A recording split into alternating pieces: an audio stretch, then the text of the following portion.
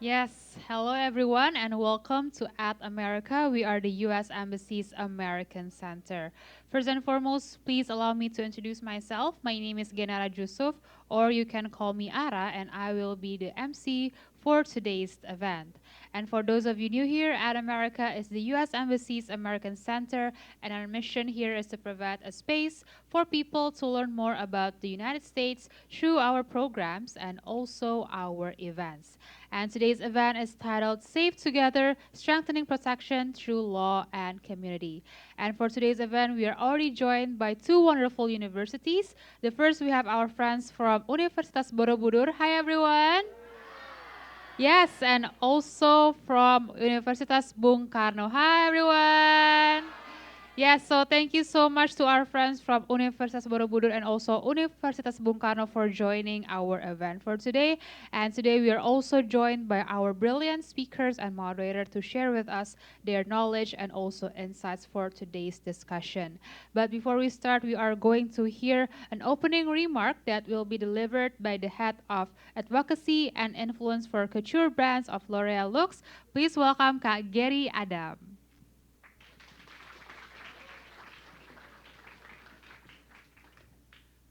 Okay. Good afternoon, everyone. My name is Gary here, and I'm head of the NI of L'Oreal Lux Indonesia, especially YSL Beauty. And I would like this afternoon to address thank you for all your time here. And today, L'Oreal Lux and YSL Beauty with our partner Yayasan Pulih. Together, we will, with Bolivia here, together we will learn more about one of the YSL Beauty brand cows, which is Abuse is Not Love, where we will find out about the nine signs of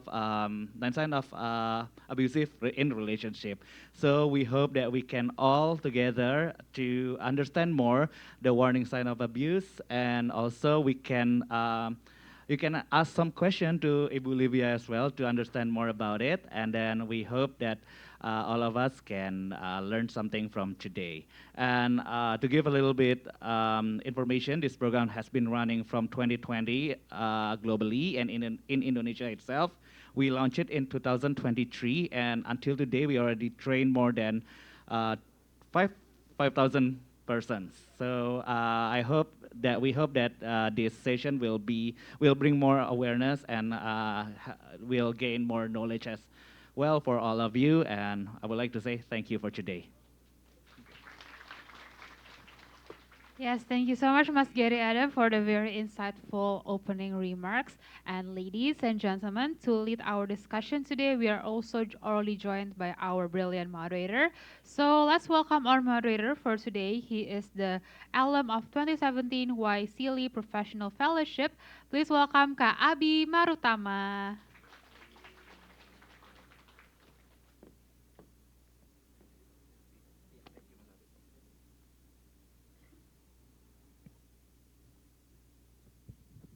Hi, hello everyone. Good afternoon. I hope you're doing all right. So, as you have heard, that my name is Abi Marutama and I'm an alumnus of YCLI program. You can find out more about YCLI program on the internet, of course. If you are interested in embarking on a journey to the US, your professional journey and academic journey as well. So today we are going to discuss a very important issue is about safe. The theme is safe together, strengthening protection through law and community. And this program is made possible by at America, the U.S. Embassy Center. So give round of applause to at America. And also, this program is also made possible by Yayasan Pulih and YSL Beauty on a campaign um, called Abuse is Not Love. So we will probably talk about it. I think Ibu Livia will talk about it, and Ibu Endang will talk about it as well. So before we begin, I have um, a little announcement. So we are actually supposed to have 3 speakers today, but unfortunately, due unforeseen circumstances, our American expert cannot join us today. So his name is, let me check, Mr. John F. Rifkorn from the Department of Justice, from the U.S. Department of Justice. He is supposed to be here, but unfortunately he cannot make it because of unforeseen circumstances. So he deeply apologized for that. And without further ado, and I think I will speak in Bahasa Indonesia later with our moderators, with our speakers, if it will make easier for us to understand the topic. And because Mr. John is not here, so I think it will be fine if we speak in Indonesian today. um, because I'm still learning English as well. Okay, so for our first speaker, we will invite Ibu AKBP, Dr. Endang Sri Lestari from Direktorat Perempuan dan Anak dari Bareskrim Polisi Republik Indonesia. Untuk Ibu Endang, kami persilakan untuk naik ke atas panggung.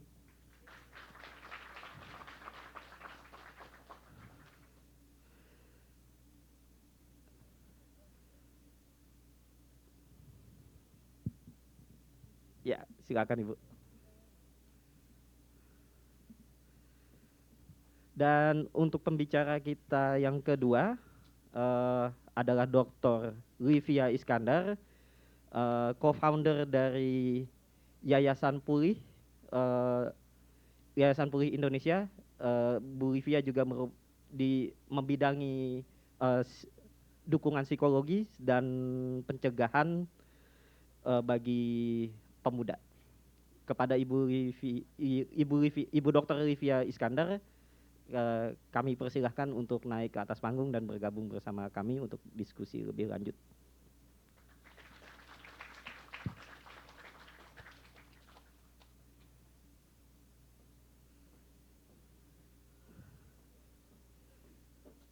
Iya.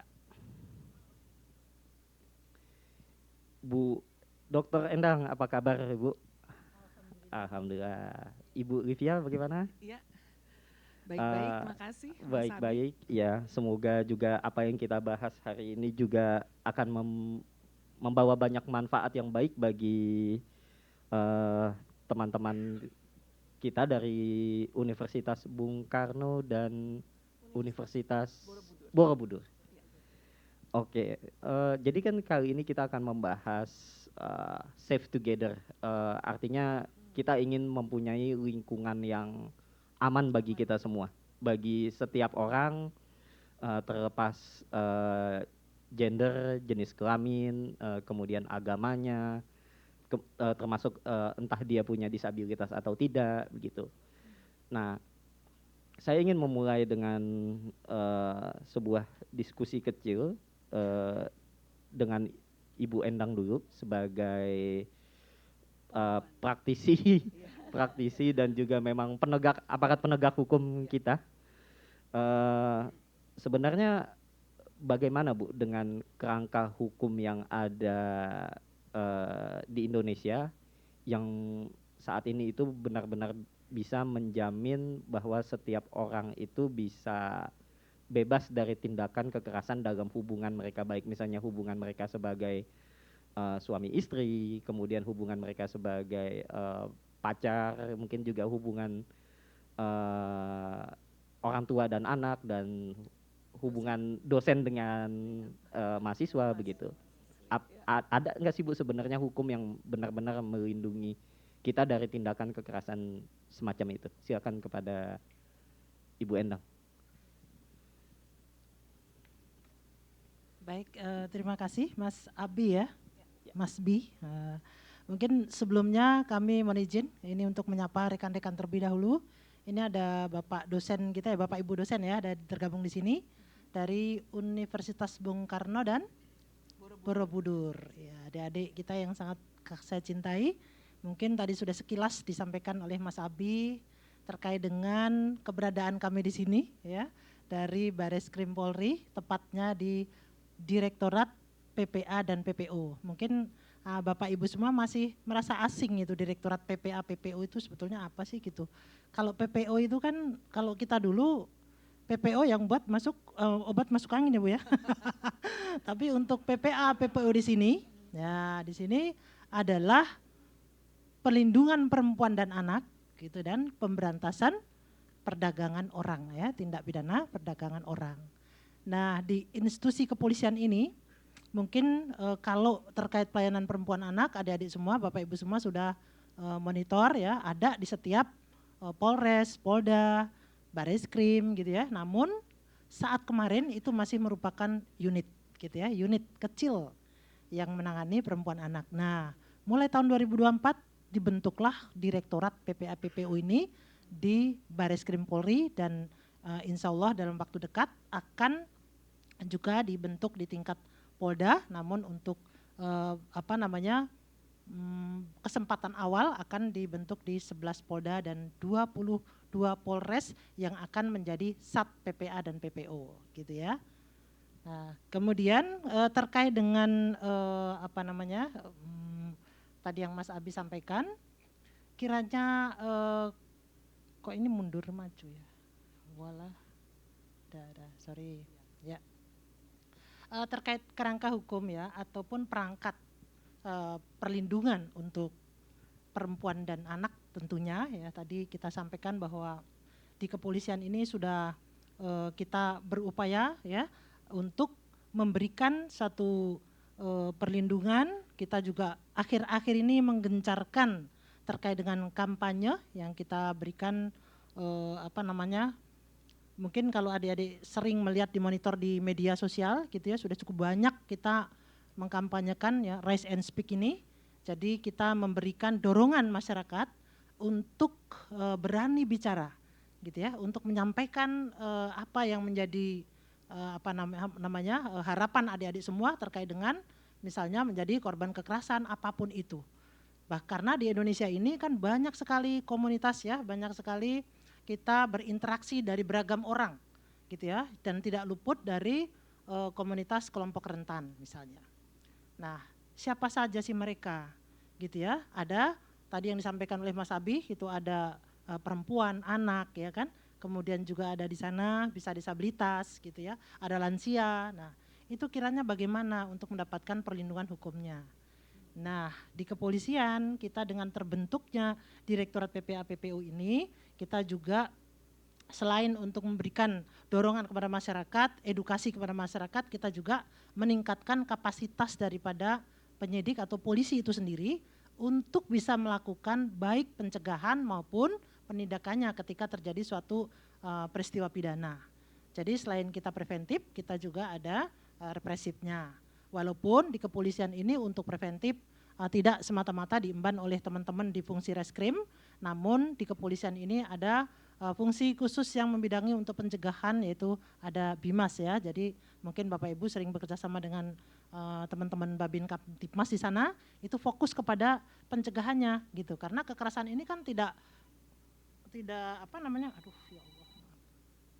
Jangan ada yang ingin lapor nih. Nah betul, ini makanya mohon maaf sebentar kita ini dulu karena kita kan katanya dilarang untuk mematikan handphone. Nah, tapi saya silent dulu lupa tadi, mohon maaf.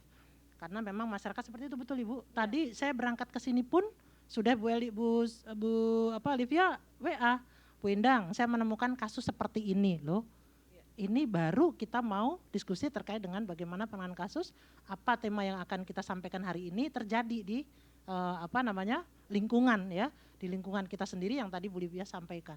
Karena untuk kekerasan ini kan tidak, kita interaksi setiap hari kepada orang banyak.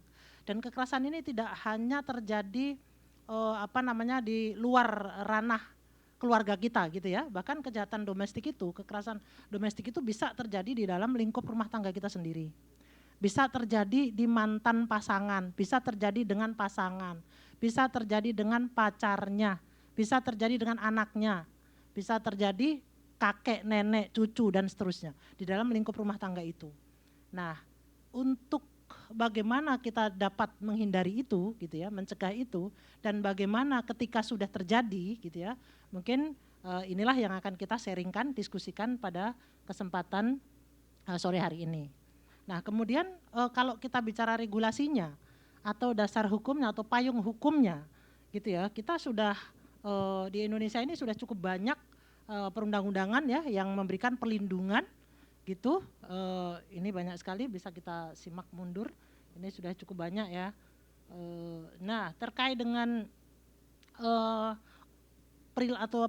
peristiwa yang terjadi dalam lingkup rumah tangga, kita sudah dipayungi juga ada Undang-Undang KDRT ya 23 2004. Teman-teman juga mungkin sudah sering mengikuti kegiatan yang terkait dengan pencegahan KDRT. Kemudian di sini juga ada Undang-Undang TPKS ya yang belum lama juga diundangkan ya, yang di sana lengkap sekali, baik itu mengungkap peristiwanya maupun bagaimana cara penanganannya, di situ termasuk hukum acaranya sudah ada. Di samping itu kita juga punya undang-undang yang dalam sekian waktu itu berubah sekian kali, yaitu Undang-Undang Perlindungan Anak. Ini juga Undang-Undang nomor 17 2016 ini juga panjang sekali sejarahnya, mengalami beberapa kali perubahan dari tahun 2023. Kemudian dirubah lagi menjadi 2014, kemudian Perpu, dan yang terakhir Undang-Undang 17 itu. Kenapa ini relatif berubah? Karena memang seiring keadaan gitu ya, kejahatan kekerasan seksual itu makin beragam motifnya, beragam modusnya gitu ya, sehingga undang-undang kita mengalami beberapa perubahan sampai kepada tingkat akhir itu di 17 2016 yang sifatnya memberikan pemberatan bagi kasus-kasus yang sifatnya ada kriteria tertentu, misalnya dilakukan terhadap banyak korban, dilakukan berulang-ulang, dilakukan oleh pelaku yang lebih dari satu, dan seterusnya gitu ya. Khususnya misalnya kalau orang yang dalam relasi kuasa ya, misalnya orang yang dalam pengampuan gitu, misalnya dosen dengan mahasiswa misalnya. Nah, itu juga termasuk hubungan relasi kuasa. Orang tua dengan anak, pegawai dengan pegawai dengan atasannya, guru dengan murid, terus kemudian apalagi yang termasuk relasi kuasa, misalnya ART dengan majikan, nah itu juga relasi kuasa. Pacaran gitu ya, yang sekiranya sudah ada ketidakseimbangan gitu ya antara hubungan, itu sudah dibuat sangat bergantung sekali gitu, misalnya sudah tidak bisa berpaling lagi. Nah, kalau sudah dibuat sudah tak berpaling lagi, rasa takut kehilangannya luar biasa, itu sudah menjadi membuat seseorang itu mau mengikuti atau membiarkan dirinya diperlakukan sesuatu perbuatan oleh pelaku. Misalnya kekerasan itu tidak melulu ya kepada kekerasan seksual, bisa kekerasan ekonomi, bisa kekerasan fisik, bisa kekerasan psikis ya, kemudian bisa kekerasan seksual dan seterusnya. Nah, itu kalau memang dilakukan karena ada relasi kuasa, maka di situ ada pemberatannya dalam sanksi hukumnya. Gitu, ada pemberatan ditambah sepertiga daripada hukuman yang ada atau hukuman pokoknya. Nah, selain itu kita juga mungkin teman-teman sering juga mengikuti di media atau dari teman-teman dari lingkungan kita bahwa terkait dengan perlindungan ini, undang-undang yang memayunginya terhadap kekerasan seksual misalnya itu juga di Undang-Undang TPKS itu sangat bagus ya, memberikan perlindungan untuk korban, itu baik saksi maupun korban. Di sana ada hak-hak ya yang harus dipenuhi gitu ya oleh negara ini, antara lain adalah hak untuk mendapatkan penanganan yang baik gitu ya, hak untuk mendapatkan penanganan yang baik, hak untuk mendapatkan perlindungan, dan hak untuk mendapatkan pemulihan. Nah, itu di Undang-Undang TPKS ini sudah sangat lengkap memberikan pemenuhan hak korban gitu ya, untuk mendapatkan informasi, untuk dijamin kerahasiaannya gitu ya, kemudian untuk mendapatkan hak untuk mendapatkan pemulihan, rehabilitasi medis, rehabilitasi sosial dan seterusnya. Nah, itu sudah cukup memberikan untuk menjawab gitu ya Mas Abi ya, terkait dengan regulasi ataupun perlindungan hukumnya. Nah, itu untuk perundang-undangan nasional. Nah, kemudian bagaimana dengan di internal kepolisian sendiri, gitu ya? Kira-kira apa sih yang diberikan untuk melindungi kelompok rentan ya, yang perempuan, anak, ibu hamil, lansia dan disabilitas. Nah, itu kepolisian sudah berupaya untuk mengadakan atau melengkapi fasilitas di kantor polisi itu dengan ruang ramah anak misalnya. Kemudian di sini ada ruang pelayanan khusus yang mana setiap Polres ya, setiap Polda ataupun Mabes itu wajib adanya. Nah, itu di sana ada memberikan ruang pelayanan khusus yang mana ada ruang untuk akses disabilitas gitu misalnya, sarana dan prasarana untuk akses disabilitas, kemudian juga ada ruang untuk pemeriksaan bagi korban kekerasan perempuan dan anak. Jadi tidak dicampur ya dengan tindak pidana umum.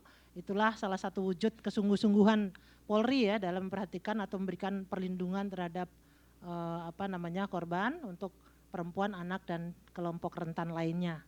Nah, seperti itu. Selain itu juga kita meningkatkan kapasitas keterampilan, kemampuan penyidik ya. Kita selalu memberikan pelatihan, kemudian kita mengikut sertakan penyidik-penyidik untuk mengikuti misalnya Dikbangspes gitu ya, untuk pengembangan spesifikasi mereka, karena untuk menangani perempuan anak ini tidak diemban oleh penyidik umum Bapak Ibu. Jadi kita ada penyidik khusus yang mempunyai persyaratan khusus juga dan terlatih, kemudian ditentukan untuk sertifikasinya.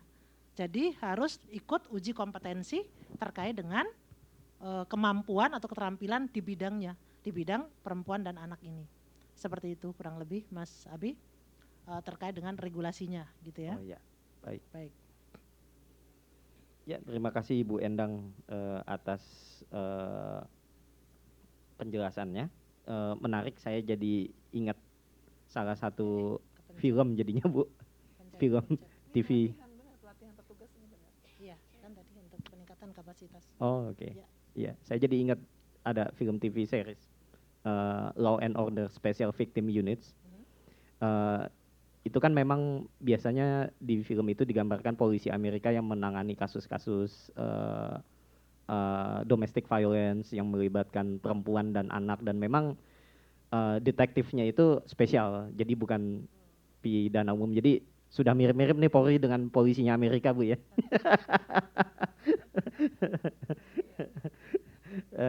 Menarik sekali atas penjelasannya, terima kasih Bu. Baik, untuk lebih lanjutnya saya akan bertanya ke Dr. Livia nih ya. Bu Livia, terkait dengan kekerasan dalam berbagai hubungan ya, berbagai hubungan sosial begitu. Ini kita untuk mengidentifikasinya itu sebagai orang biasa lah, orang awam yang mungkin tidak punya pengetahuan banyak tentang apa sih tanda-tanda kekerasan gitu.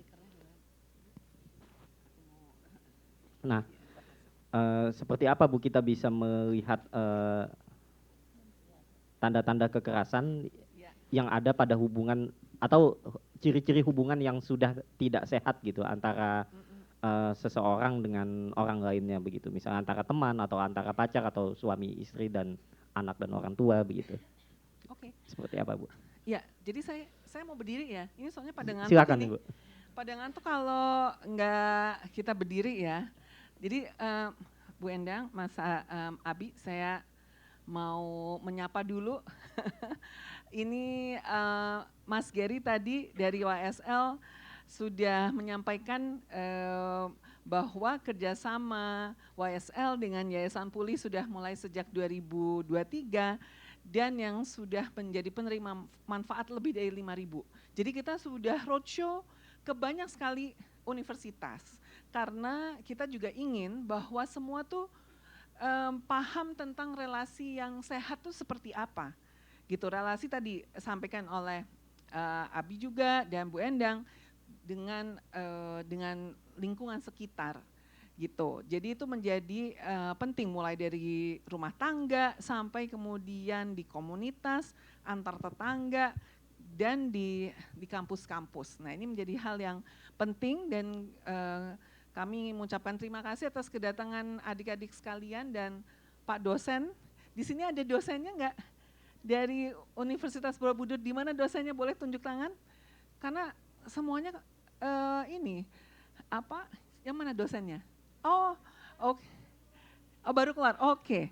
Baik, kalau di sini di Universitas Bung Karno ada Pak Budi, dosen hukum pidana, dan juga yang mengantar. Nah, ini rekan-rekan adik-adik dari Universitas Bung Karno nih yang mengajak, ada project officer dari Yayasan Pulih, namanya Cantika, lulusan dari UBK yang kemudian magang. Jadi di Yayasan Pulih itu ada setiap berapa bulan sekali, 4 bulan sekali kita akan membuka magangers gitu. Jadi ini sekalian promosi, siapa tahu ada yang nanti sebentar lagi kita akan buka lagi magangers dan kita akan menerima di sini fakultasnya mana, siapa aja? Fakultas hukum semua atau ada fakultas psikologi? Tadi saya lihat ada fakultas psikologi. Coba ya tunjuk tangan fakultas psikologi. Oh, yang oke. Jadi Universitas Borobudur dari fakultas psikologi, yang Universitas Bung Karno dari fakultas hukum. Benar ya? Oke, baik. Jadi memang yang kemudian magang di Yayasan Pulih itu campur dari komunikasi massa juga. Di sini ada Faiz juga yang magang untuk sosmed gitu. Ini pada follow up, follower sosmednya Yayasan Pulih belum nih di sini? Ayo dong bergabung bersama 61.000 followers lainnya gitu. Ya, jadi karena di situ seringkali di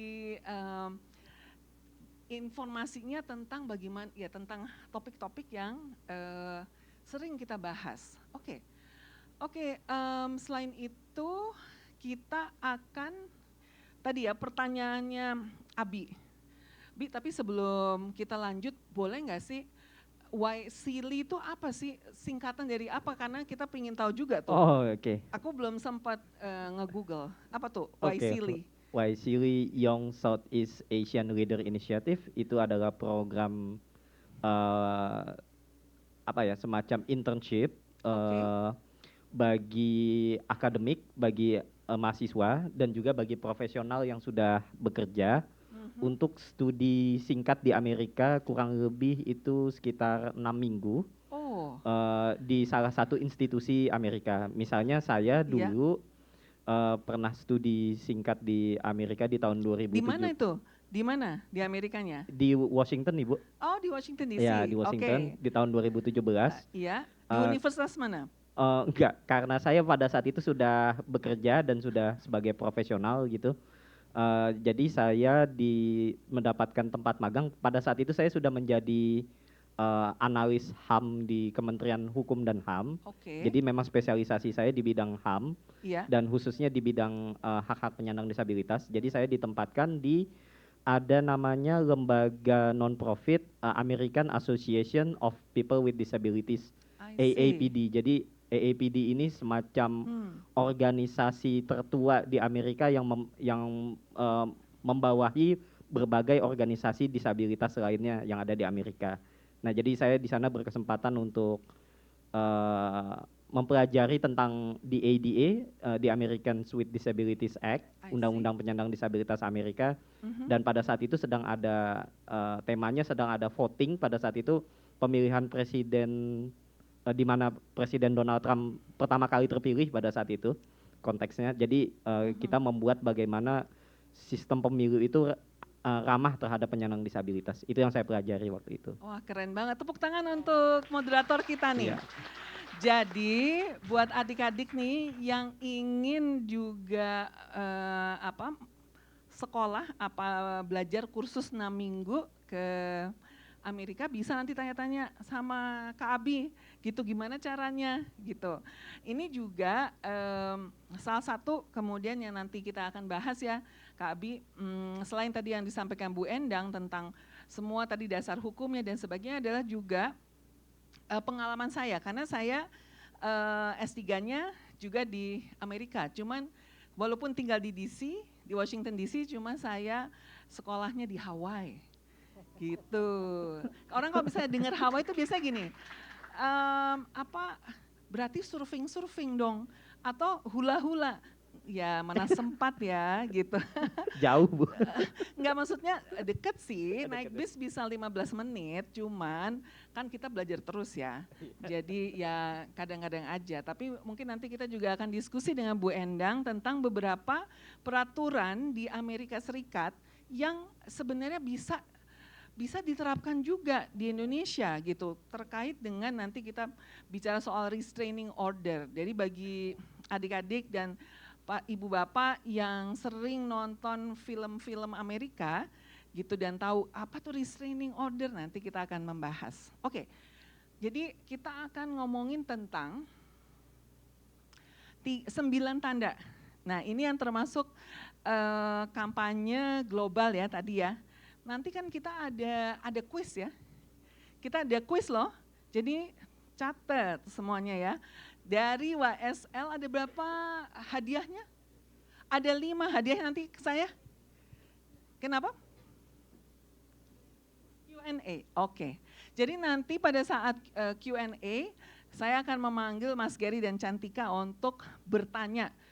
Pertanyaannya susah-susah, biar semuanya dengerin ya. Tapi kan juga bisa pertanyaannya tentang hal-hal yang tadi sudah disampaikan Bu Endang kan. Ya, saya pikir supaya semuanya pada menyimak dan mencatat. Oke, jadi kita yang ingin kita lakukan sebenarnya, tadi judulnya ada yang ingat nggak? Judul kita apa nih? Stay Together, terus? Ya, protection. Ayo dilihat. Safe together, berarti kan safe together itu adalah kita aman bersama ya. Karena itu semuanya membutuhkan kerjasama dari semua.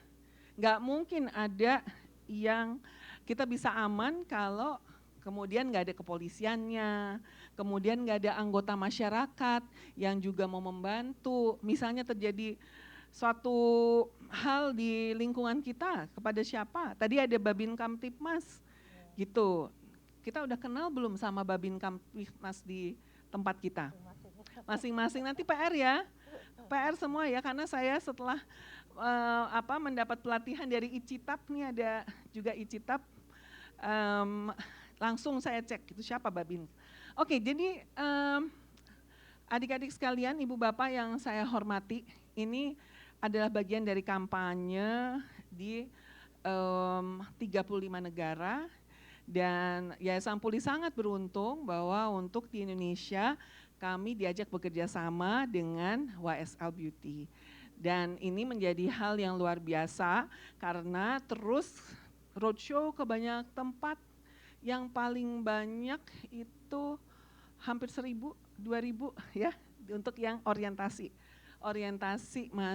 mahasiswa baru. Oke, jadi adik-adik kita ingin diskusi tentang 9 tanda. Ini sebenarnya untuk pasang alarm, ya kan, pasang alarm kalau misalnya kita dalam relasi, ini nih relasinya toxic atau enggak ya, gitu. Relasinya itu red flags gitu ya, red flags atau enggak gitu. Nah, ini kan bisa terjadi sama siapapun, oleh karena itu kita perlu untuk hati-hati, kita perlu untuk paham.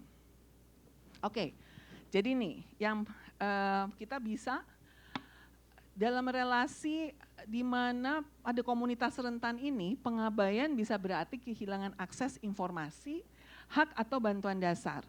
Sehingga itu dukungannya dalam konteks kesehatan mental bisa membangun support group gitu, gimana kita bersama-sama untuk mendiskusikan hal tersebut, memberikan peningkatan kapasitas keterampilan mengatasi persoalan psikologis dapat membantu seseorang menjadi lebih kuat, misalnya gitu ya. Jadi bila marah terus kemudian malah kemudian akses kita terhadap informasi malah dibatasi, atau kemudian malah nggak diajak ngomong sama sekali, hak kita bagaimana gitu ya. Terus, nah kalau hal-hal yang ada ancamannya pasti nggak oke lah ya Bu Endang ya. di mana nih, tadi Bu Endang juga menyebutkan komunitas rentan, perempuan dan laki-laki, disabilitas, kelompok minoritas dan lainnya sering menjadi target ancaman. Dan ini menjadi seringkali ya, Abi, saya kebetulan pernah di Lembaga Perlindungan Saksi dan Korban. Itu adalah lembaga negara yang memberi perlindungan bagi saksi dan korban tindak pidana yang mengalami ancaman. Nah, di LPSK ini banyak sekali disabilitas yang memang ditargetkan ya Bu ya, menjadi target operasi gitu. Yang paling sedih itu saya pernah terbang ke Makassar di mana pelakunya itu lebih dari satu, tadi disampaikan juga Bu Endang ya. Jadi, nah ini kan karena kemudian karena tidak bisa karena tuli dan bisu, begitu jadi kemudian disasar gitu. Nah makanya menjadi penting nih Bu, supaya kita para psikolog tuh juga diberikan perspektif ya, supaya kita bisa inklusif. Karena gimana kita bisa inklusif kalau kita nggak paham soal bahasa isyarat. Jadi JBI kan nggak selalu ada. Nah sementara kan kita butuh ya untuk bisa paham ya gimana. Jadi penting juga. Nah mungkin kita sering dengar kalau lembaga bantuan hukum banyak, tapi kalau lembaga bantuan psikologis nggak terlalu banyak gitu. Makanya kita juga di Yayasan Pulih ini menjadi tempat di mana nanti kita bisa scan gitu gimana misalnya kita mau akses layanan, tapi seringkali memang waiting list gitu ya. Jadi mengancam bila keinginan ditolak, pokoknya kalau ada ancaman kita harus langsung pasang alarm tuh gitu. Karena kalau ada ancaman berarti soal persetujuan gimana? Kita mau pinjem pensil orang aja kita akan pinjem ya pensilmu gitu. Nah ini kalau misalnya sesuatu yang melanggar hak gitu tanpa persetujuan, nah ini hari ini kita bicara soal hak, bicara soal pelanggaran dan kemudian bagaimana kalau hak-hak tersebut dilanggar itu bisa menjadi tindak pidana. Ya, oke. Berikutnya, meremehkan dan menjatuhkan harga diri. Nih, komunitas rentan seringkali mengalami stigma sosial, diremehkan dan membuat tidak percaya diri. Oleh gitu, kita penting ya. Nah, ini juga penting buat kita semua di sini. Nah, misalnya, kan tuh sekarang tuh seringkali jadi olok-olok ya kalau misalnya mengalami problem psikososial gitu. Dia nih depresi gitu, atau yang sesuatu yang membuat jadi orang jadi nggak merasakan diremehkan gitu dan menjadi dilekatkan stigma. Oke, gaslighting. Kayaknya nih kalau yang gaslighting udah pada tahu ya. Ini adalah termasuk kekerasan psikologis ya, di mana kelompok rentan yang potensial jadi korban manipulasi, kemudian hingga rasanya tuh jadi kayak dibalikin ke diri sendiri, dibalikin ke orang tersebut, padahal sebenarnya bukan kesalahan dia. Jadi makanya kita perlu untuk supaya nggak kehilangan kepercayaan diri, jadi paham tuh apa tuh dampaknya dari gaslighting, karena itu bisa kemudian kita jadi gitu merasa nggak pede. Nah yang mencemburui berlebihan ini saya pikir penting dicatat banget nih ya, gimana karena ini membatasi ruang gerak komunitas rentan. Jadi misalnya membatasi kelompok rentan bisa sekolah, memperbolehkan bekerja tapi hanya pada sektor tertentu saja. Jadi misalnya di stalking. Nah sekarang tuh banyak sekali kan kita karena punya sosial media, kita punya di sini kan nggak ada satupun yang nggak punya HP kan, nggak punya smartphone. Ada nggak yang punya nggak ada kan? Nah itu jangan-jangan kemudian kita dipasangin alat pelacak. Gimana tuh Bu Endang? Kita taunya bahwa ternyata kita dipasangin alat pelacak, gimana Bu Endang? Sekalian nanya nih. Kita nanti perlu dapat nih informasi dari Bu Poloan ya, gimana kita ngecek nih, kadang-kadang kita mikir nih apa jangan-jangan kita ini dipasang alat pelacak gitu ya. Nah jadi bisa dukungan penguatan safe space agar korban bisa beraktivitas bebas. Dan ini menjadi sangat penting bahwa jangan sampai kemudian gara-gara kita merasa di stalking, merasa dikuntit secara digital, akhirnya kita membatasi nggak ikut ini, nggak ikut itu karena hal tersebut. Oke, yang berikutnya, mengatur kemana pergi dan cara berpenampilan. Gitu. Ini juga penting ya, bahwa kan semua orang tuh punya kepribadiannya masing-masing gitu. Jangan sampai terus kemudian jadi nggak bisa jadi diri sendiri karena dibatasin ini, dibatasin itu gitu. Padahal ini udah tahun 2025. Ya. Jadi ini sangat penting, perlindungan juga dari diskriminasi. Wah, tiba-tiba udah 5 menit aja tinggal. Oke, Bi. Ini tadi ya, mengintrusi privasi, melacak tanpa izin. Gitu. Ternyata pengawasan berlebihan yang menimbulkan rasa takut, ya padahal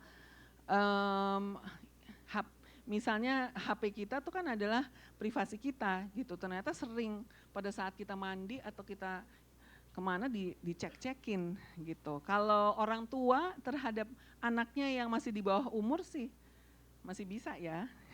Tetapi kalau misalnya di atas itu nggak bisa. Oke, nomor 8, mengisolasi dari keluarga dan teman. Isolasi membuat komunitas rentan kehilangan jaringan dukungan sosial. Dan ini penting bahwa komunitas itu harus inklusif gitu. Jangan sampai kemudian diisolasi dan nggak bisa ngapa-ngapain. Dan yang terakhir, mengintimidasi dan membuat takut. Intimidasi adalah cara umum membungkam komunitas rentan, misalnya dengan yaitu tadi menakut-nakuti, terus dan lain-lain. Makanya kita penting ada mekanisme perlindungan kemana kita harus. Rasanya senang sekali Bu Endang bahwa Direktorat PPA PPO ini akan tersebar di 20 Polda. Tadi ya? 11 Polda, sorry. Ya, 11 Polda. Sementara kita akan ya dalam waktu dekat ini insya Allah 11 Polda dan 11 Polda. 22 Polres. 11 Polda tuh kalau boleh ngasih contoh di mana aja tuh?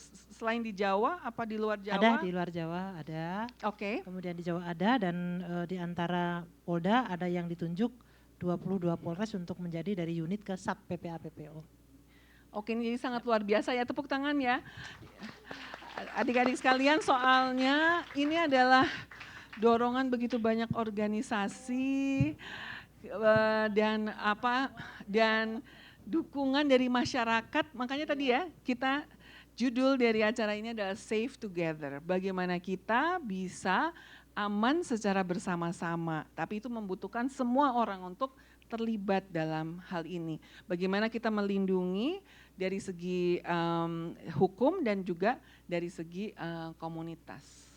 Oke, jadi sementara itu dulu, Abi, saya lanjutkan ke dirimu. Di sini juga I'm running out of time, so nanti kita bisa diskusi soal tentang pembatasan gerak dan sebagainya supaya menjadi kita bisa belajar dari Amerika dan diterapkan di Indonesia juga gitu. Oke, kembali ke Abi, makasih. Ya, terima kasih Dr. Livia. Oke, menarik tadi sudah disampaikan bahwa tadi kan pertama Bu Endang menyampaikan bahwa ada pelatihan khusus bagi aparat penegak hukum gitu. Kemudian tadi Bu Livia juga menyampaikan misalnya ciri-ciri khusus yang di mana relasi itu sudah tidak lagi sehat gitu, relasi antara hubungan seseorang, misalnya dia sebagai pacar gitu ya. Saya terpikir dengan ada satu pertanyaan gitu ya dari saya terkait dengan paradigma aparat penegak hukum gitu ya untuk Bu Endang. Kan tadi kan disampaikan bahwa Bu Livia tadi menyampaikan ada orang yang mengatur cara orang berpakaian begitu, atau mungkin dia punya prinsip norma tertentu begitu. Jadi seseorang harus berpakaian menurut prinsipnya sendiri. Nah, beberapa kali tuh saya pernah ikut dengan teman-teman perempuan gitu ya, aktivis perempuan yang eh, melihat bahwa aparat penegak hukum mungkin di zaman dulu gitu ya, mungkin sekarang sudah berubah. Ada misalnya menganggap kalau misalnya ada kekerasan terhadap perempuan yang disalahkan justru malah perempuannya, karena misalnya tadi paradigmanya adalah perempuan itu harus berpakaian yang baik, sopan menurut versinya si laki-laki nih begitu. Nah, apakah paradigma tersebut sebenarnya sedikit lebih sudah berubah Bu, di aparat penegak hukum, tidak hanya di kepolisian tapi artinya juga di kejaksaan maupun di mungkin yang Ibu pernah tahu gitu, maupun di pengadilan. Karena sebenarnya kalau misalnya polisinya sudah baik tapi kalau misalnya kita mau bawa kasus tersebut ke ranah pengadilan tapi kalau persepsi institusi badan peradilan lain juga belum sebaik polisi gitu kan, artinya masih ada kendala lah dalam penanganan kasus-kasus kekerasan terhadap perempuan misalnya seperti itu. Bagaimana Bu? Baik. Silakan. Ini buat Bu Endang kan? Iya, Bu. Ayo Untuk buat Bu Bu Endang. Endang, silakan Bu. Untuk Ibu, iya. Oke, baik. Terima kasih Mas Abi ya. Menarik sekali ini ya, terkait dengan paradigma. Memang kita tidak menampik ya pada masa dulu tapi ya Mas ya. Iya. Dulu gitu ya, kita kalau cerita itu dulu gitu memang kita tidak menampik fakta di lapangan itu bahwa masyarakat ya atau ya baik itu kelompok perempuan, laki-laki, disabilitas ya hampir semuanya itu merasa enggan gitu ya, takut, malas gitu lapor ke kantor polisi gitu ya Mas ya, kurang lebih ya. Iya. Itu paradigma lama ya. Kita tadi saya awali dengan dulu gitu. Itu serem, males. Karena nanti pasti akan ditanya berulang-ulang. Pasti nanti akan cenderung disalahkan. Tapi nanti akan dilihat daripada misalnya habis pakaianmu begitu. Gitu kan. Terus kira-kira kenapa kamu tidak menolak? Kenapa kamu baru lapor sekarang? Kenapa? Nah itulah yang kemudian membuat orang akan berpikir ke sekian kali gitu. Sementara orang yang sedang dalam keadaan diperlakukan sesuatu ya tidak nyaman gitu ya, entah itu dari psikologis ya, tekanan psikologis, kemudian seksual, kemudian ekonomi gitu ya, kekerasan itu kan banyak sekali. Nah, dengan keberanian untuk mengungkapkan itu saja sudah suatu nilai yang luar biasa gitu. Namun kalau kemudian perjuangan teman-teman ini semua tidak dihargai gitu ya, tidak didengar dengan baik, bahkan cenderung justru terjadi reviktimisasi atau disalahkan, dipojokkan, disudutkan, lalu apalah artinya langkah kaki ini untuk membuat ringan ke kantor polisi kan gitu kurang lebih ya.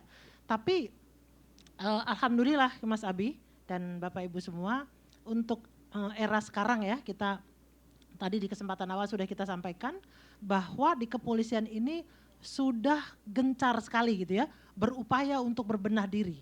Kemudian berupaya untuk bagaimana melatih empati, bagaimana kita untuk melatih keterampilan diri, bagaimana kita untuk meningkatkan kapasitas, bagaimana kita untuk berperspektif gender, bagaimana kita untuk memahami kesetaraan dan seterusnya ini, kita di kepolisian sudah banyak sekali mengikuti pelatihan dan memang diwajibkan ya, mandat undang-undang pun tadi berderet undang-undang itu hampir beberapa undang-undang itu memandatkan, mengharuskan penyidik harus memiliki keterampilan khusus, memiliki kompetensi ya, didorong oleh regulasi-regulasi, disambut dengan kebijakan internal gitu ya dari kepolisian yang ingin selalu meningkatkan kemampuan penyidik gitu ya, keterampilan untuk bagaimana cara kita menerima laporan, bagaimana cara kita menginterview korban, bagaimana cara kita untuk memberikan, menjaga kenyamanan, memberikan perlindungan kepada korban maupun saksi gitu ya. Walaupun nanti untuk bicara tentang perlindungan saksi nanti kita selalu berkomunikasi dengan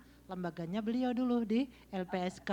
Namun untuk di pelayanan di kepolisian sendiri, teman-teman di kepolisian ini sudah diwajibkan untuk mengikuti pelatihan terpadu Bapak Ibu. Jadi di dalam penanganan perempuan dan anak ini tentunya Mas Abi tadi menanyakan apakah APH ya tadi ya, aparat penegak hukum, bukan hanya polisi saja. Jadi kalau pertanyaannya apakah bukan polisi saja, tentunya kita akan memberikan informasi kepada Bapak Ibu dan Mbak-mbak semua, Mas-mas semua, bahwa Diklat terpadu, pendidikan pelatihan terpadu sistem peradilan pidana anak, kemudian diwajibkan untuk mengikuti pelatihan terkait dengan TPKS, dan itu diwajibkan untuk SPPA itu terpadu, Mas. Jadi tadi juga Bu Livia dan Mbak-mbak, Bapak Ibu semua, sebelum kami berangkat sejam lalu, itu kami sedang menyampaikan atau kami sebagai trainer melatih aparat penegak hukum terdiri dari polisi, jaksa, hakim, advokat, penegak hukum, peksos ya, pekerja sosial profesional, kemudian ada pembimbing kemasyarakatan dari PK Bapas, itu satu tergabung dalam satu kelas. Nah itu diwajibkan untuk terpadu pelaksanaannya, tidak boleh tidak. Nah itu memang sebagai tidak boleh dilakukan tanpa ada persetujuan rekomendasi dari Kementerian Hukum HAM kalau dulu, sekarang Kementerian Hukum. Nah ini kami sangat bisa dengan tegas menjawab begitu ya, artinya bahwa kami berupaya keras gitu di kepolisian dan aparat penegak hukum lainnya memang diwajibkan untuk mengikuti pelatihan terpadu ini, yang mana di situ satu diantaranya adalah materi pelatihannya adalah teknik penggalian informasi. Nah itu kebetulan kami pengampu pengajarnya gitu, jadi makanya kami kenapa menyampaikan sekarang paradigmanya berubah nggak sih, masih kayak dulu nggak sih gitu ya.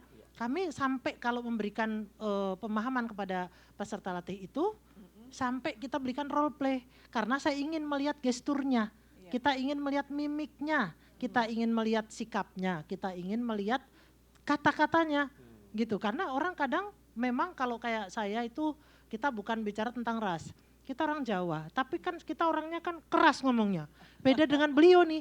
Kalau sebelah saya ini lembut sekali, jadi kalau jadi penyidik itu nyaman banget korbannya gitu ya. Tapi kalau Bu Endang yang meriksa mungkin masih perlu dulu kita menata diri gitu.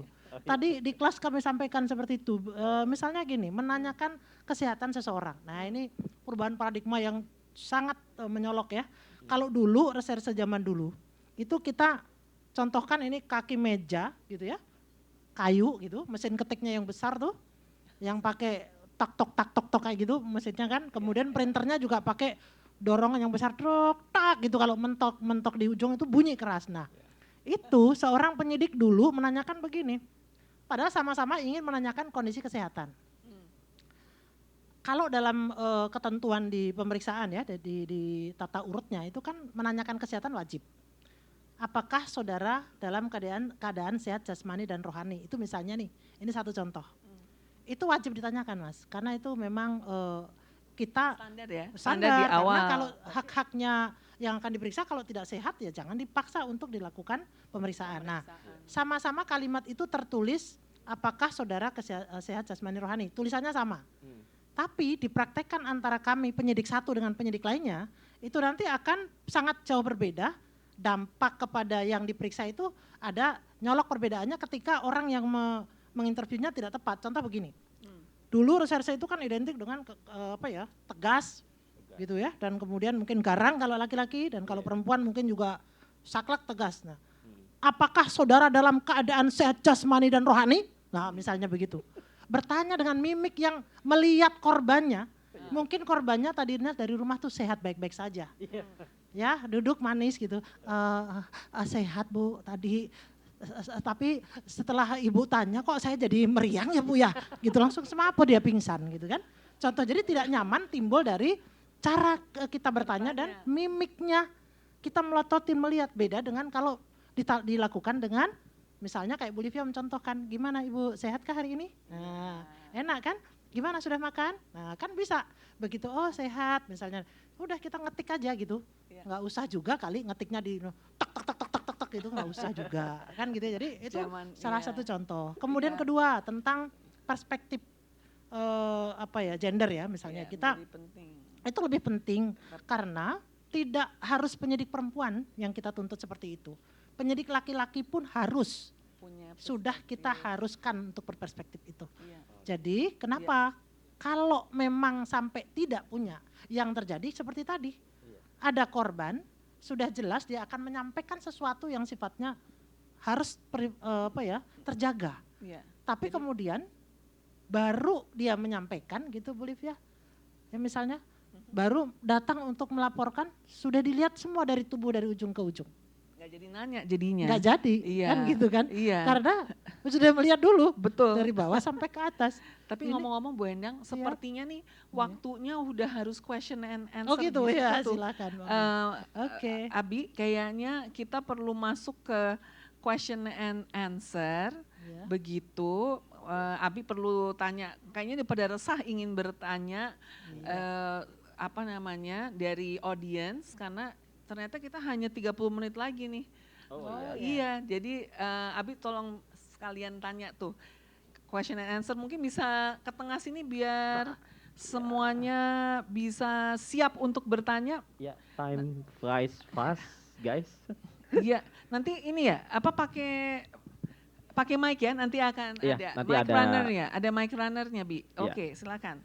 Dari sisi kiri dulu mungkin dari Universitas Borobudur ada yang mau bertanya? Itu udah ada yang ya. Silakan. Silakan perkenalkan diri dan pertanyaannya ditujukan kepada siapa? Selamat siang semuanya atau selamat sore semuanya. Perkenalkan, nama aku Namira dari Universitas Borobudur. Di sini aku ingin bertanya, bagaimana cara mengedukasi masyarakat agar tidak menyalahkan korban ketika mereka baru sadar dan berani mengakui kalau sudah mengalami kekerasan seksual, kekerasan disabilitas atau kekerasan ekonomi dan kekerasan lain-lainnya, tanda-tanda sudah mengalami kekerasan tersebut. Gimana caranya? Terima kasih. Oke, makasih.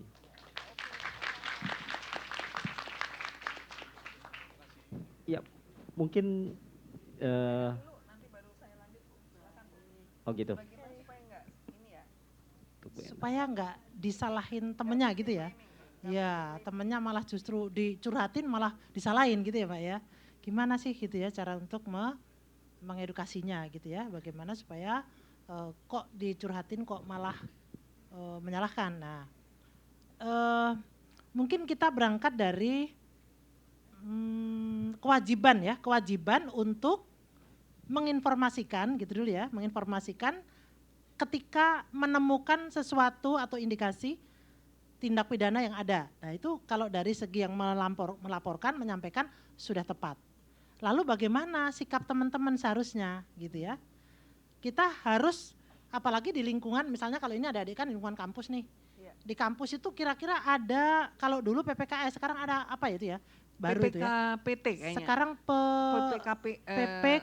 TP, Karena ya. semua Gitu bentuk ya. kekerasan gitu ya. Nah sekarang Iya. ini semua bentuk kekerasan. Iya. Jadi bukan hanya kekerasan seksual saja.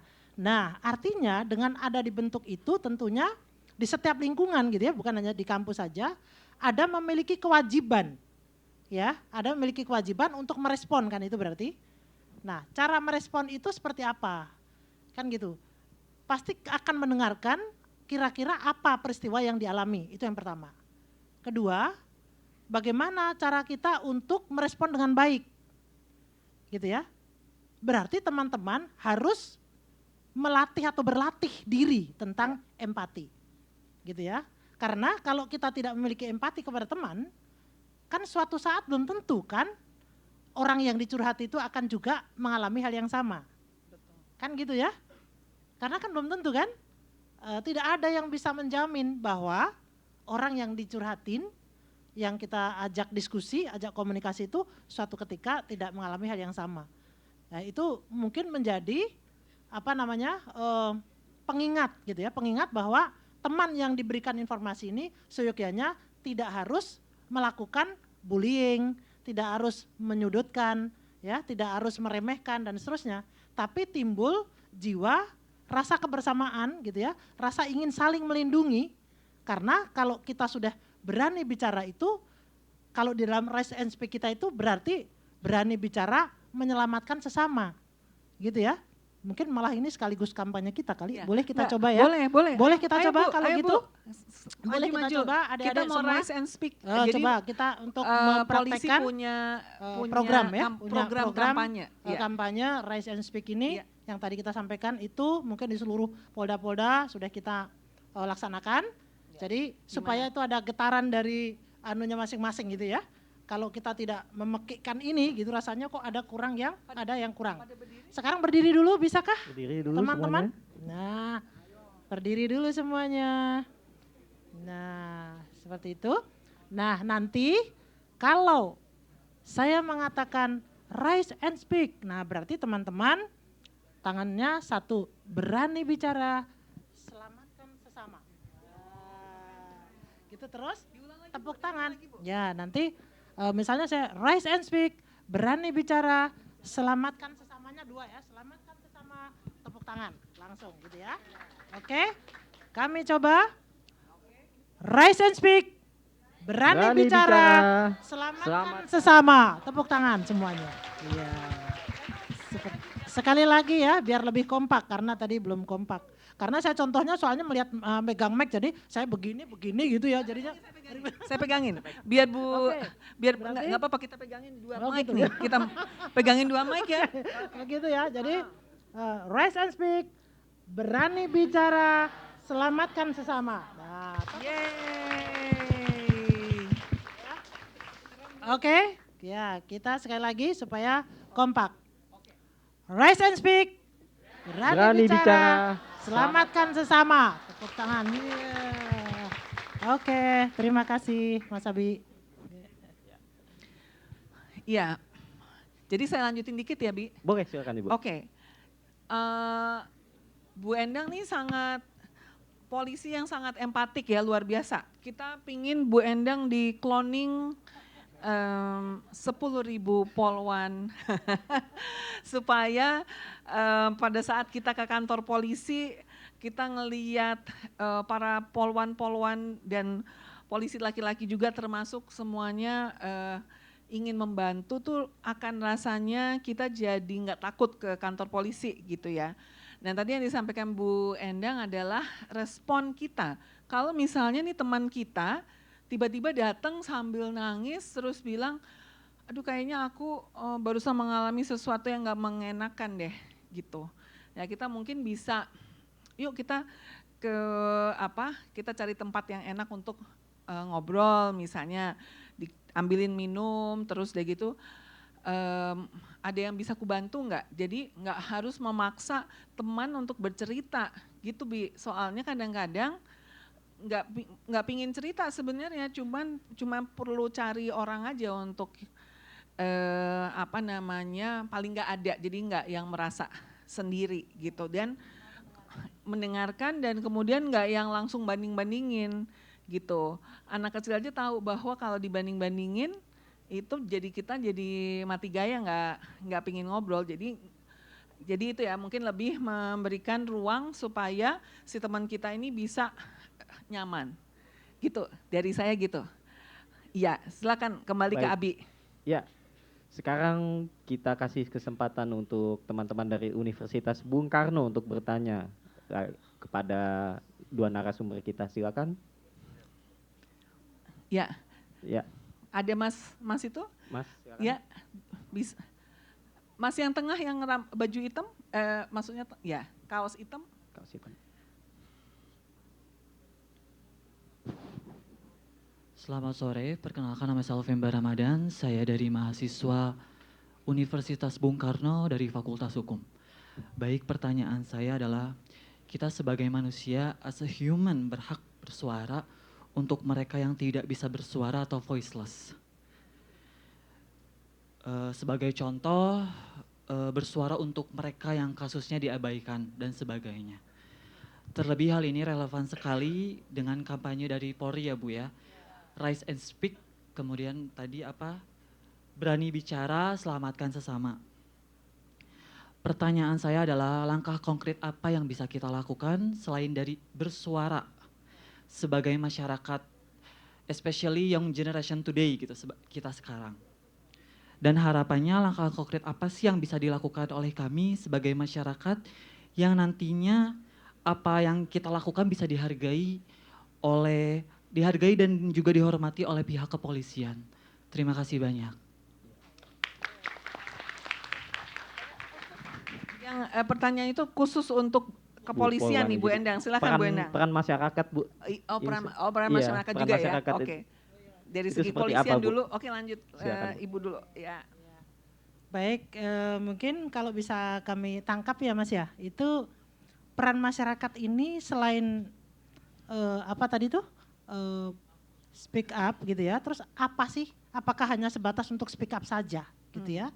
Nah mungkin kita tadi kembali tadi kalau kita dilihat di slide kami tadi ya, itu ada juga kita sampaikan bahwa masyarakat itu punya hak untuk mendapatkan informasi gitu ya atas proses hukum, misalnya ini berlanjut kepada proses hukum karena kita kan untuk berani bicara itu hampir sekian persen terbesar itu adalah mengarah kepada adanya sebuah peristiwa pidana kan gitu ya.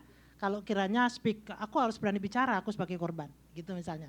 Nah lalu apakah cukup hanya bicara saja Bu gitu kan pertanyaannya, lalu apa sih masyarakat itu supaya bisa juga diperhitungkan gitu ya, bahwa tidak cukup selesai bicara lalu apa gitu. Nah ketika itu menyampaikan suatu peristiwa tentunya untuk lebih lanjut dari tingkat masyarakat itu berhak untuk mendapatkan tindak lanjut dari apa yang sudah disampaikan tadi. Kan sudah menyampaikan berani bicara tentang ada suatu peristiwa. Lalu berikutnya apa? Dihargai nggak sih masyarakat ini tentang informasi itu kan gitu ya, tentang apa yang sudah disuarakan itu. Nah itu sangat menjadi perhatian atau sangat menjadi prioritas bagi seorang polisi yang mendapatkan aduan ataupun yang mendapatkan informasi wajib untuk menindaklanjuti. Kemudian masyarakat yang memberikan informasi wajib untuk mendapatkan perkembangan kalau di dalam penyelidikan, perkembangan hasil penyelidikannya atau perkembangan tindak lanjut yang dilakukan oleh penyidik, oleh polisi gitu ya. Jadi nanti segala perkembangan apa yang sudah saya sampaikan kemarin Bu, laporannya sampai di mana tindak lanjutnya. Nah itu nanti akan diberikan informasi oleh orang yang menerima informasi atau petugas di kepolisian. Bahkan mungkin ini kita juga untuk mohon doa restunya kali ya, terkait dengan program PPA PPU ini nanti. Itu kebetulan Ibu Kombes Rita Wibowo tidak hadir di sini. Sebetulnya kalau beliau hadir, itulah sebagai pencetus yang akan membuat sistem gitu ya untuk lapor Bu. Nah, lapor Bu ini nanti secara digital ya, mereka akan membuat informasi misalnya sudah direspon oleh polisi ini kira-kira pengaduannya terkait apa? Yang disampaikan terkait apa? Kalau sekarang kan masih ke 110 ya. 110 itu informasi yang masih bercampur semuanya, ada kebakaran, ada bencana banjir, ada tindak pidana kekerasan seksual, KDRT semua. Nah kalau nanti itu sudah langsung terfilter, seret perempuan, seret anak, seret misalnya pidana umum. Nah nanti masing-masing langsung menindaklanjuti Mas. Gitu. Jadi kalau peran serta masyarakat untuk menginformasikan sesuatu itu kira-kira apakah dihargai nggak sih kan gitu pertanyaannya oleh aparat ini. Nah itu sangat kami perhitungkan itu. Dan itu keren gitu ya Mas ya. Oke, terima kasih. Oke, aku mau nambahin dikit. Oke, silakan. Soal pencegahan kalau dari sisi masyarakat itu kita penting untuk toleransi nol terhadap segala bentuk kekerasan. Dari perundungan sampai pelecehan ataupun diskriminasi. Kita seringkali tuh ini loh, nggak sadar kalau kita seringkali melakukan bullying kepada teman-teman kita padahal dia udah bilang jangan gitu ya. Misalnya kan kita pikir itu kan bercanda aja, tapi kalau bercanda orang nggak nyaman gitu dan dia udah bilang jangan diterusin, kita mesti gimana? Kita berhenti ya gitu. Jadi no is a complete sentence. Jadi kata tidak itu adalah sebuah kalimat. Kata tidak itu tidak ada komanya Bi. Kata tidak itu adalah tidak. Jadi kalau misalnya seseorang merasa tidak nyaman dan dia bilang jangan lanjut, kita harus harus menghargai, dan menurut saya itu menjadi penting ya, bagaimana kita sebagai anggota masyarakat itu kan, karena kan kita lagi menguatkan bagaimana perlindungan melalui hukum, tadi Bu Endang sudah menyampaikan apa yang dilakukan kepolisian dan komunitas gitu ya, adalah bagaimana supaya kita tidak melanggar hak orang lain. Itu menjadi penting ya. Kita melanggar hak orang lain, misalnya contoh yang kecil sih sebenarnya yang suka ngeselin adalah yang nggak mau antri. Itu melanggar hak nggak sih? Iya kan? Kita yang lain udah pada capek-capek antri, tiba-tiba ada yang seret gitu. Nah, nggak banget. Jadi kita harus, menurut saya, merasa bahwa melanggar hak itu nggak baik. Karena kemudian ya tadi perundungan, pelecehan dan diskriminasi, jangan kemudian tidak memberikan kesempatan yang sama bagi setiap orang. Oke, iya kita. Oke, kita langsung lanjut Ya, pertanyaan masih berikutnya ada Sandi. Ya. 3 hadiah lagi kayaknya ya, sudah ada 2 tadi. Iya, Masih ada karena 3. kita nanti hadiahnya ada 5. Oh, ada 5 ya. Jadi ada 3 lagi Ada pertanyaan, 3 boleh ada lagi. pertanyaan dalam waktu Berarti 15 menit. kita ke sini lagi, nanti baru ke sana lagi. Dari sini, dari Universitas Borobudur ada lagi? Oh ya, silakan Mbaknya. Ini Bu dosen ya? Bukan? Atau Ibu. Oh bukan. bukan. Kita lagi nyari Bu dosennya di mana tadi? Tadi keluar Bu. Oh keluar, Silakan, Bu. oke Iya. baik, oke baik. Ya Bu, selamat sore. Saya Shirley dari Universitas Borobudur jurusan psikologi. Ya, saya mau tanya Bu, untuk tindak kekerasan seksual yang baru dilaporkan tapi kejadiannya sudah lama. Terus itu bagaimana Bu? Karena yang saya tahu itu SOP pemeriksaannya itu kan ada pemeriksaan fisik dan atau visum gitu ya. Sedangkan yang seperti Ibu bilang, dia untuk mau lapor aja udah butuh keberanian yang ya perjuangan banget gitu. Sedangkan itu udah lama tapi dia tidak bisa memaafkan hal itu, baru bisa lapor. Itu bagaimana Bu? Apa bisa ditindaklanjuti gitu? Ya, terima kasih ya Bu. Baik, terima kasih. Gimana Mas Abi? Langsung Ibu. dijawab. Iya, langsung aja Bu, dijawab. Pertanyaan. Aduh, saya juga ikut berdiri nih jadinya. Karena duduk terus tadi ya kan. Baik, karena kalau diri itu semangat saya. Kalau pertanyaannya keren gini semangat saya. Bagaimana ketika korban itu kekerasan seksual ya Mbak ya, peristiwa sudah silam, sudah lama. Kemudian mempersiapkan untuk keberanian melapor itu baru bisa dilaksanakan sekian waktu setelah terjadi. Lalu seperti apa Bu? Kalau mengungkap kasus seperti itu, pembuktiannya seperti apa kan gitu ya. Sementara kalau luka fisik gitu ya, mungkin bisa menggunakan visum et repertum kan. Pakai visum et repertum, kelihatan lukanya gitu. Bagaimana dengan kekerasan seksual yang sudah lama untuk pembuktiannya? Nah, lagi-lagi kita di dalam undang-undang TPKS kita yang baru itu memberikan peluang besar untuk mempermudah pembuktian dan membantu korban maupun penyidik ya untuk melakukan pembuktian berupa pemeriksaan hasil pemeriksaan psikologi. Jadi kalau memang secara fisik, secara luka untuk visum et repertum misalnya sudah lama, berarti kan dikatakan luka lama. Nah kalau luka lama emang terus menggugurkan unsur pasal daripada tindak pidana kekerasan seksual? Tidak. Sekalipun untuk luka lama, tapi kemudian dirangkai ditambah dengan hasil pemeriksaan psikologi korban, nah itu maka bisa menjadi alat bukti. Nah ini adalah suatu perkembangan yang luar biasa. Dulu kita hasil pemeriksaan psikologis klinis itu tidak menjadi alat bukti kan, gitu ya. Untuk di undang-undang TPKS ini, ya bisa menjadi alat bukti berupa pemeriksaan psikologis klinis. Berarti kan sebuah kemajuan luar biasa kan. Nah tepuk tangan dulu untuk teman-teman psikolog karena selain hasil pemeriksaan psikologi klinis, gitu ya, kita juga bisa menggali lebih dalam lagi sekiranya perlu dilakukan visum et psikiatrikum gitu. Karena untuk membedah luka seseorang gitu ya, kan itu tidak bisa kan diintip dilihat dari wajah-wajah saja. Kalau saya melihat Mbak-mbak semua ini orang smile semua, tapi kan belum tentu tidak ada beban yang terluka di dalamnya. Nah itu ahlinya diserahkan kepada dari visum dari psikiatri maupun psikolog.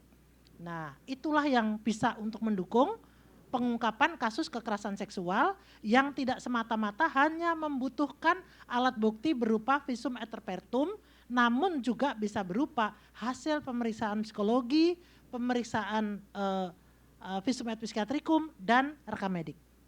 Nah itu bisa sekarang, kalau dulu tidak bisa.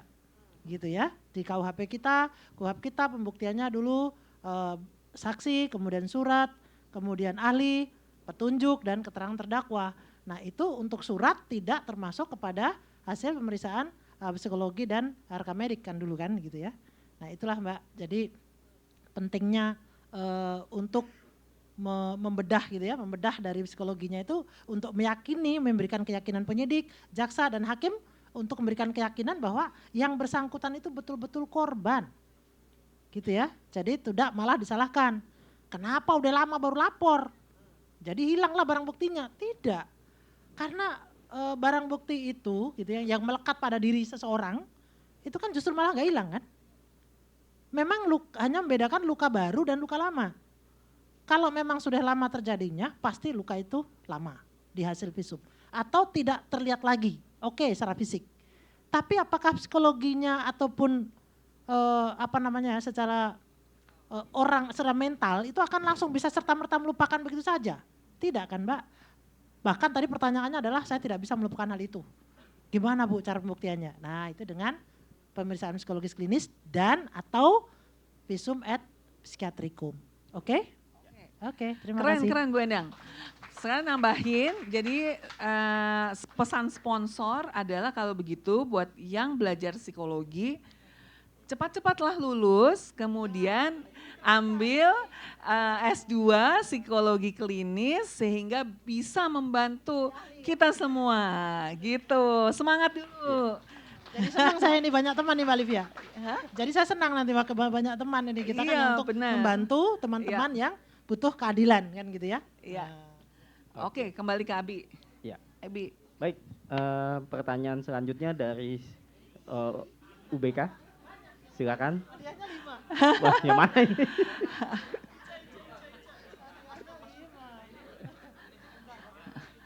Nanti para penanya Chan kita ajak ke atas sini ya. Kayaknya usul deh itu hadiahnya lebih dari 5 gitu ya kan. Silakan. Dipilihkan sama Bapak dosennya mungkin.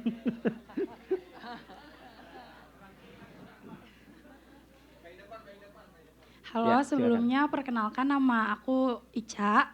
Aku dari Fakultas Hukum Bung Karno semester 5. Jadi aku mau nanya tadi tuh yang poin 9 dari Ibu Dr. Livia Iskandar. Jadi kan poin 9 tadi tuh mengintimidasi dan membuat takut kita sebagai korban ya Bu ya. Nah pertanyaan saya di sini, di realita kita sekarang banyak sekali terjadi korban kekerasan dalam hubungan yang dibungkam dengan ancaman, misalkan ancaman untuk menyebarkan sesuatu yang ditakuti oleh korban. Mungkin berupa foto, video, atau semacamnya. Lalu bagaimana kita sebagai korban harus melakukan apa gitu Bu dari ancaman-ancaman tersebut, dan bagaimana ketika kita sudah terjebak di dalam toksik hubungan itu untuk kita bisa keluar, tapi keluarnya itu dengan rasa yang aman gitu Bu. Kurang lebih dari saya seperti itu. Terima kasih banyak Bu. Iya. Mungkin juga bisa dikaitkan dengan ini Bu, restraining order tadi gitu untuk melindungi korban gitu kalau sudah merasa terancam. Kan tadi Ibu ingin menjelaskan restraining order, cuma mungkin karena waktunya terbatas tadi. Jadi mungkin bisa dikaitkan untuk ya, walaupun sih memang nanti mungkin akan dilanjut sama Bu Endang ya. Jadi pertanyaan dari Ica tadi ya? Ica itu ya, Ica, menjawab bagaimana mengintimidasi. Jadi bahwa nanti mungkin terkait bahwa sebenarnya tuh kan itu adalah tindak pidana gitu. Jadi kalau misalnya udah sampai ada ancaman, mengintimidasi, mau menyebarluaskan, itu udah kekerasan online itu, kekerasan berbasis gender online. Jadi sebenarnya itu nanti bisa masuk unsur dan nanti bisa disampaikan kepada ibu-ibu polwan bahwa ini adalah sebenarnya sudah tindak pidana. Nah, memang diakui tidak mudah ya untuk keluar dari sebuah relasi yang toksik karena adanya siklus kekerasan. Gitu ya, siklus kekerasan itu kan ada peristiwa yang membuat konflik, terus kemudian terjadi kekerasan, dan kemudian ada juga fase bulan madunya. Jadi seringkali itu keluarnya tuh agak susah karena kemudian minta maaf.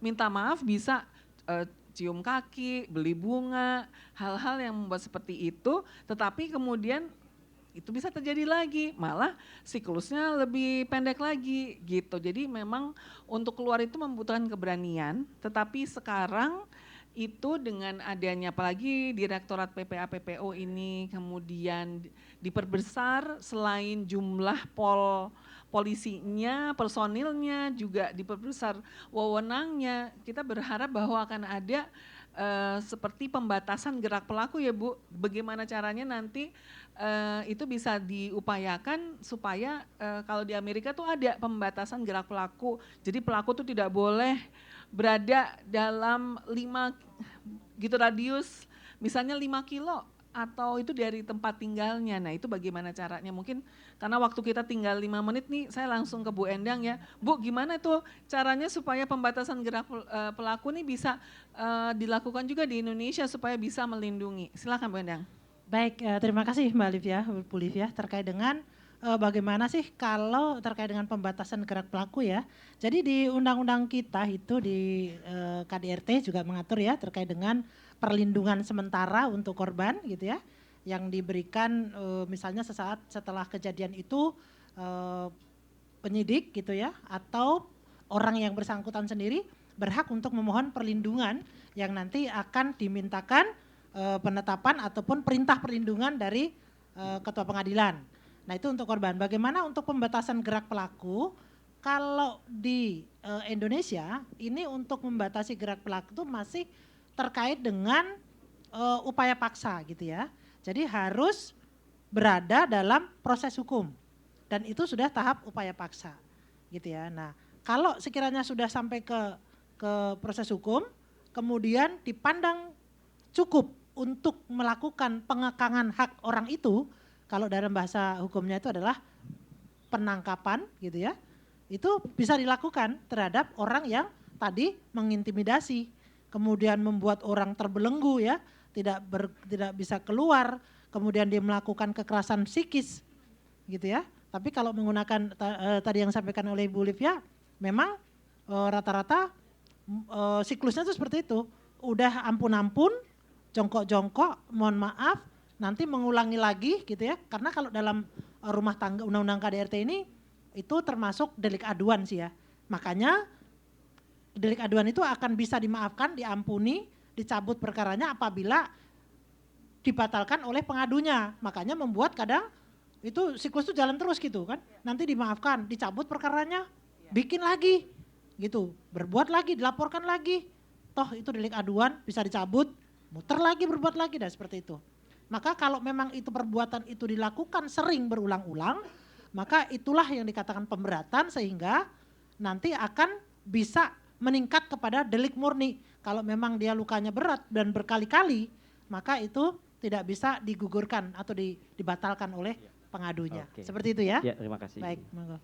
Ya, karena waktu kita tinggal sedikit dan tersisa satu pertanyaan lagi, siapa yang akan duluan dari kedua kampus ini? Nggak boleh. Ini dari pihak Ad Amerika mungkin yang memilih Atau yang dari terakhir Ad Amerika yang nih, supaya memilih. kita nggak Iya. Supaya netral. dianggap pilih kasih.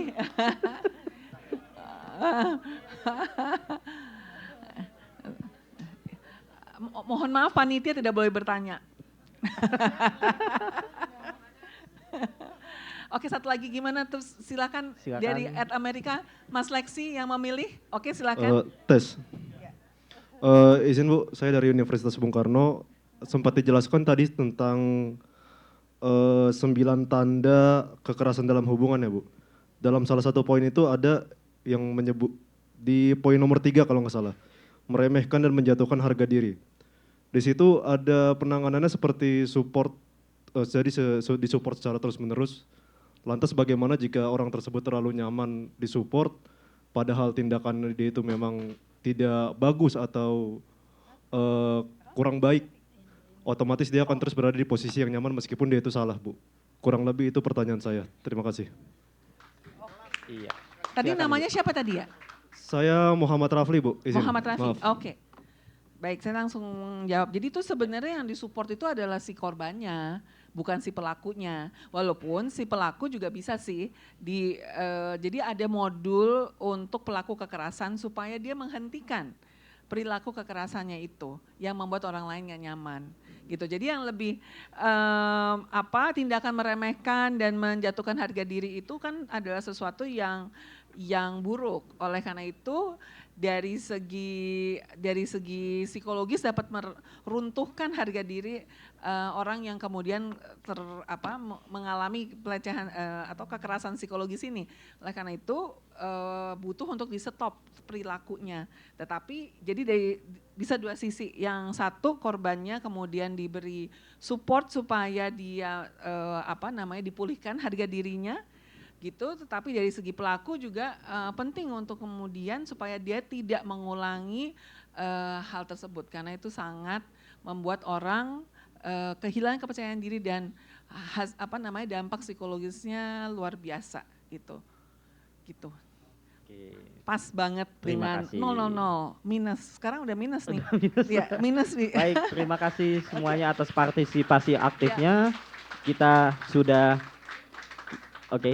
sampai di penghujung acara. Mungkin yang bisa saya simpulkan dari perbincangan kita bersama dua ibu yang hebat ini adalah kita harus berempati dan kita harus menjaga sesama, kita harus menciptakan lingkungan yang inklusif, lingkungan yang aman bagi kita semua dan tentunya pesan saya tidak berharap terjadi sesuatu pada kita semua, terjadi kekerasan terhadap kita semua, tapi jika salah satu dari kita atau keluarga kita atau teman dekat kita menjadi korban dari tindakan kekerasan dalam hubungan apapun, jangan segan-segan, jangan takut untuk melapor kepada polisi, khususnya kepada Ibu Endang.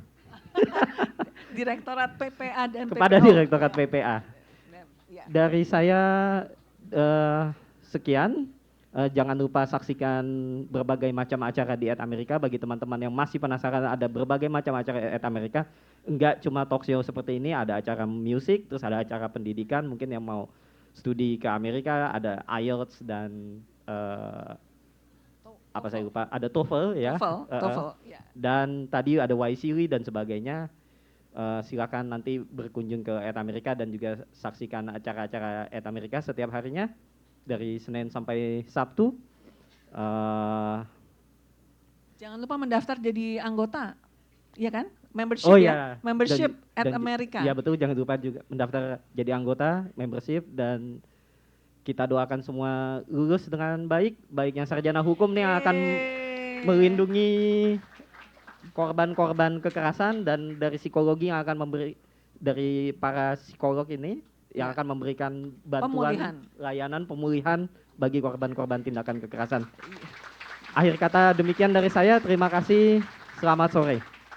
Ya, Oke, beri tepuk tangan sekali lagi untuk para pembicara kita.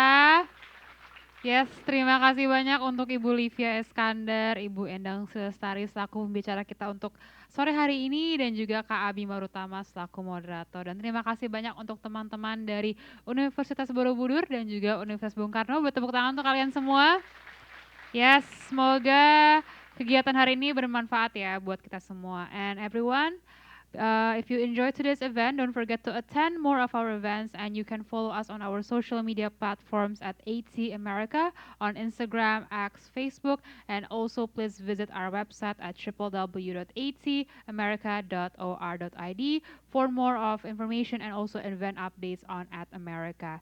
And everyone, my name is Ara and see you at the next At America event. Thank you everyone.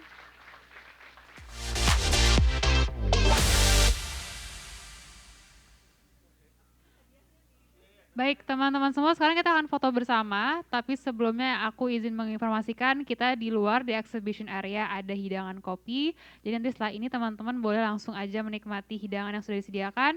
Dan juga kita ada QR code di layar ini. Teman-teman boleh untuk scan QR code yang ada di layar untuk registrasi kehadiran. Terima kasih. Itu yang apa tadi yang menjawab